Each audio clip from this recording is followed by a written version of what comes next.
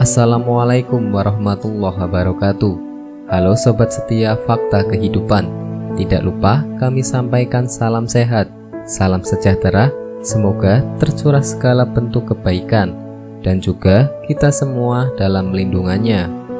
Seperti biasa, kita akan berbagi kisah dari yang unik, menarik sampai bikin nangis. Mari kita simak kisahnya.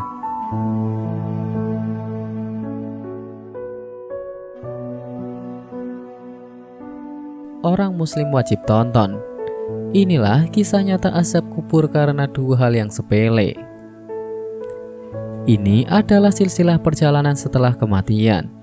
Dalil-dalil yang sahih menyebutkan bahwasanya ada di antara orang-orang yang muslim mereka akan diazab dalam kuburannya sesuai dengan kadar dosa yang mereka bawa setelah kematian.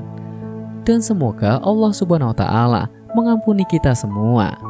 Amin. Lalu dua hal sepele apakah yang menyebabkan orang muslim diazab dalam kuburnya? Rasulullah Shallallahu Alaihi Wasallam diriwayatkan dari sahabat mulia Abdullah ibnu Abbas radhiyallahu an bahwasanya Rasulullah Shallallahu Alaihi Wasallam pernah melintasi dua buah kuburan orang muslim. Kemudian Rasulullah Shallallahu Alaihi Wasallam bersabda, "Sungguh dua orang penghuni kubur ini sedang diazab."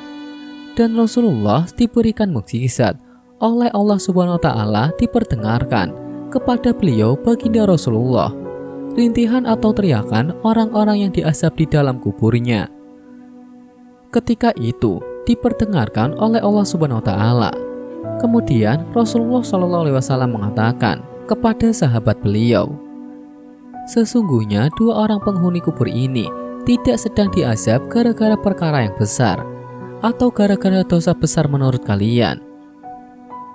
Dia diazab oleh dua perkara sepele menurut kebanyakan manusia, padahal hakikatnya itu adalah perkara yang dahsyat dan luar biasa di sisi Allah, dosa besar." Dan Rasulullah Shallallahu alaihi wasallam bersabda, "Salah satu di antara mereka dulunya ketika hidup, dia senantiasa menebarkan fitnah, mengadu domba antara sesama. Yang satunya lagi, dia tidak pernah peduli dengan kesucian dari najis. Dia tidak berupaya untuk menjaga pakaiannya terkena cipratan najis ketika dia kencing atau buang air. Gara-gara hal ini keduanya diazab di dalam kuburnya." Dan sampai rintihan dan teriakan mereka itu diperdengarkan Allah kepada Rasulullah SAW. Hadis ini sahih diriwayatkan Imam Muslim dalam sahihnya. Berhati-hatilah dari dosa-dosa yang kita tidak hanya akan mendapatkan dampaknya di dunia, kita juga akan merasakan dampaknya di alam barzah. Bahkan boleh jadi dampaknya akan berlanjut kelak di akhirat. Na'udzubillah.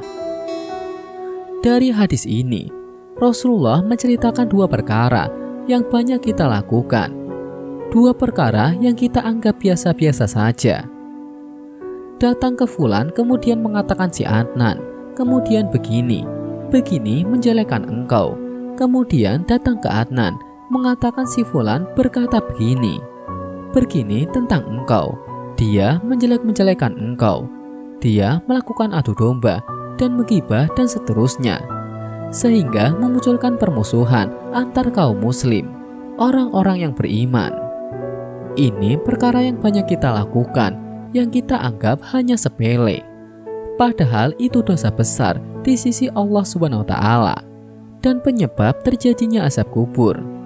Satu lagi yang kita anggap sepele, yaitu tidak berupaya menjaga diri dari najis, tidak berupaya menjaga kesucian pakaian karena pakaian kita digunakan untuk sholat. Jika kita tidak memberikan perhatian dalam masalah ini, justru dikategorikan dosa besar oleh Rasulullah Shallallahu alaihi wasallam, penyebab terjadinya azab kubur. Hadis ini menunjukkan bahwasanya di antara orang-orang muslim ada yang akan disiksa di dalam kubur mereka, sekalipun dia muslim. Semoga ini menambah rasa takut kita kepada Allah Subhanahu wa taala dan menambah rasa kepedulian kita untuk segera bertobat, beristighfar dari dosa-dosa besar, termasuk juga dari dosa-dosa kecil. Dan semoga juga ini memberikan kita lebih menjaga kesucian lahiriah kita. Di samping kesucian hati kita secara batin, kita menjaga kesucian pakaian kita, anggota badan kita dari najis. Semoga Allah Subhanahu wa Ta'ala memberikan taufik. Semoga kisah di atas bisa menjadi pelajaran untuk kita semua. Sekian, wallahu a'lam bishawab.